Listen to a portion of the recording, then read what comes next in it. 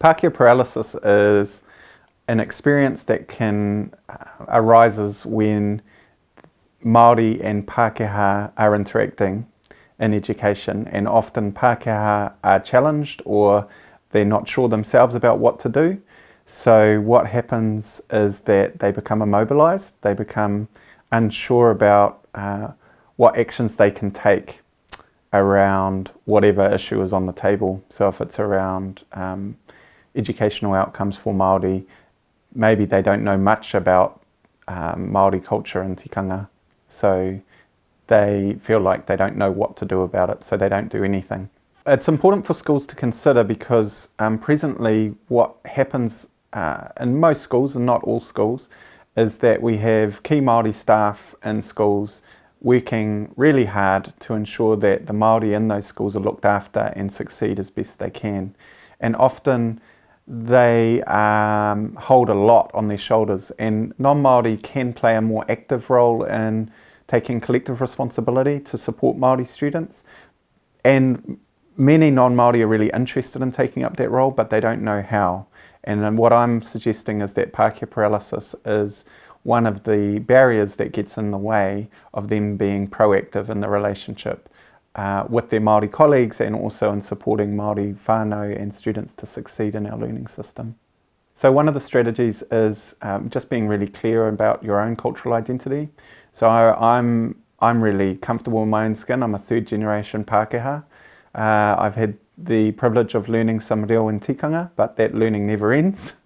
And I don't feel guilty about who I am. I'm a citizen of this country. I'm here because we signed an agreement with Māori to be here. And I have a responsibility as a citizen to ensure that in my professional life that Māori succeed as they want to succeed, and also I, as a non-Māori, support that process because I gain a lot from that too. So there's knowledge of my own cultural identity is really important. The other thing is, so if I'm wanting to use te reo and tikanga in efforts to support Māori to do well in our schooling system, I need to think really clearly about why I'm using reo and tikanga, what level of reo and tikanga I'm using, and who will benefit from that. Pronouncing Māori terms might seem superficial, but actually what we know is that really matters. It makes a big difference to Māori students and their whānau, and it's part of a wider revitalisation project to ensure that the Māori language is respected and affirmed.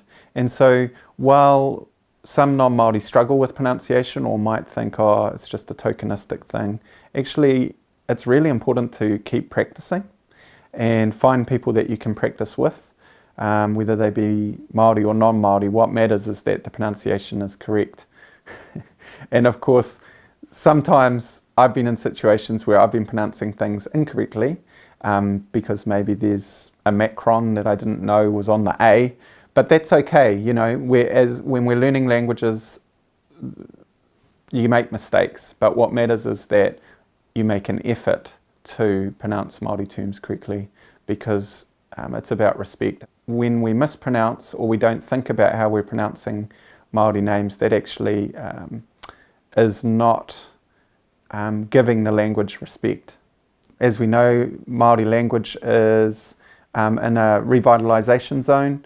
There's still lots of work to be done, and Pākehā can be allies in that process, but sometimes we can misappropriate and misunderstand key cultural ideas and practices and make assumptions that are actually going to harm relationships.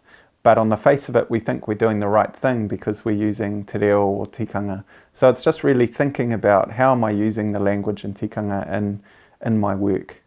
The other thing that is really effective is long-term relationships and supporting and establishing long-term relationships with your colleagues, both Māori and non-Māori, around supporting educational change so that Māori are not harmed in our education system. We know from research that when the relationships are not solid and that people come and go, or there's no consistency and there's a lack of trust as a result, that those relationships can damage the outcomes for Māori students.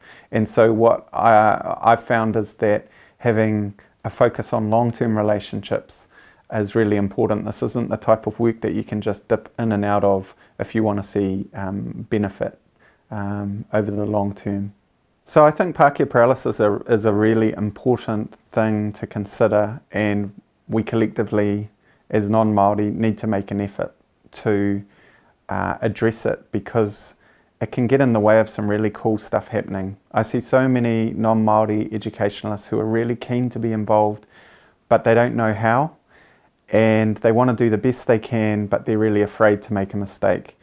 And we really just have to take a leap of faith, as Anemi Kairi says, where we have to rethink of ourselves as, I guess, partners in the relationship with Māori.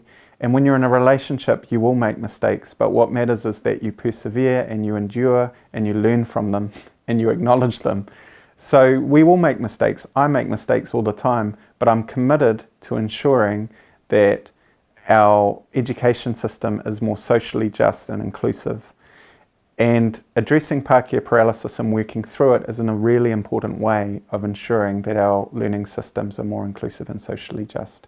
And we have a great opportunity to ensure that that happens by working with our own discomforts.